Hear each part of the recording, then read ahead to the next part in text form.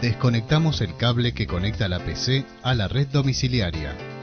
Sacamos los tornillos que fijan la tapa del gabinete. La retiramos y veremos la fuente de alimentación. Desenchufamos los conectores de salida de la fuente y retiramos los tornillos que la sujetan a la PC. Sacamos los tornillos y retiramos el gabinete metálico de la fuente. Retiramos los tornillos que fijan el ventilador o cooler y cortamos los cables de alimentación. Así, podemos probar su funcionamiento con otra fuente. Para desmontar la placa o circuito impreso, deberemos retirar los tornillos que la sujetan al chasis metálico.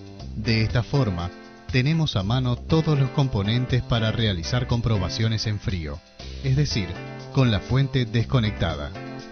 En una rápida revisión óptica, ubicamos el fusible sobre la plaqueta de circuito impreso, con el téster en su función de medir continuidad, o en la escala de más baja resistencia, verificamos el estado del fusible, conectamos la fuente a la alimentación de red y probamos el nuevo fusible, dejando un rato la fuente encendida. Es conveniente, antes de encender la fuente, conectarle alguna carga, como por ejemplo un disco rígido en desuso. Si la fuente es ATX, para encenderla puenteamos el cable verde del pin 14 con uno de los negros.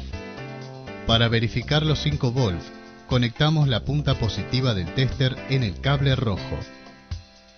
En el cable amarillo medimos los 12 volts. En el cable naranja medimos 3.3 volts. En el cable blanco medimos menos 5 volts. En el cable azul medimos menos 12 volts. En el cable plateado medimos los 5 volts de standby. Por último, si todas las tensiones están estabilizadas, en el cable gris deberemos medir 5 volts. En las fuentes AT, los cables deben arrojar la misma tensión que en las ATX, salvo en el cable naranja, que tendremos 5 volts. Sacamos los tornillos y retiramos la tapa metálica de la fuente.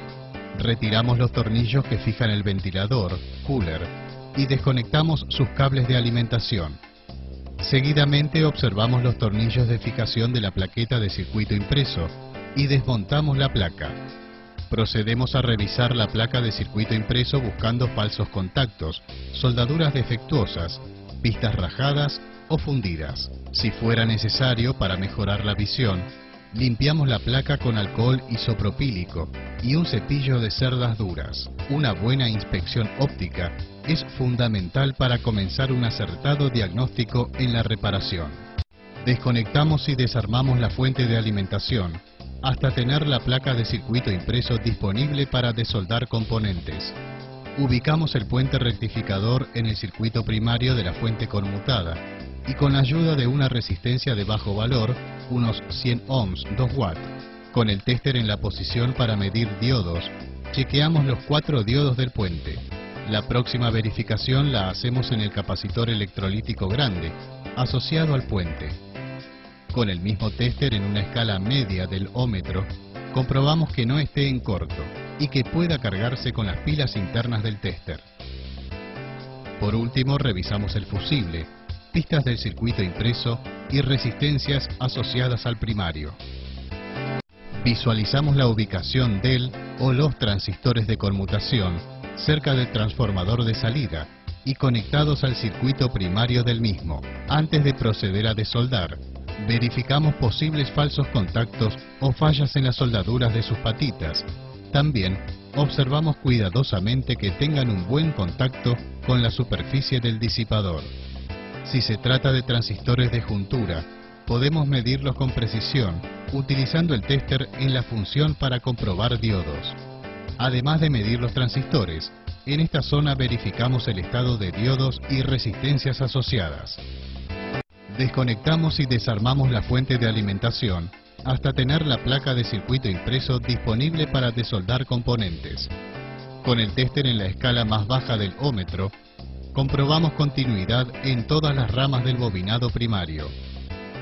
Posteriormente hacemos la misma verificación en todas las ramas del bobinado secundario.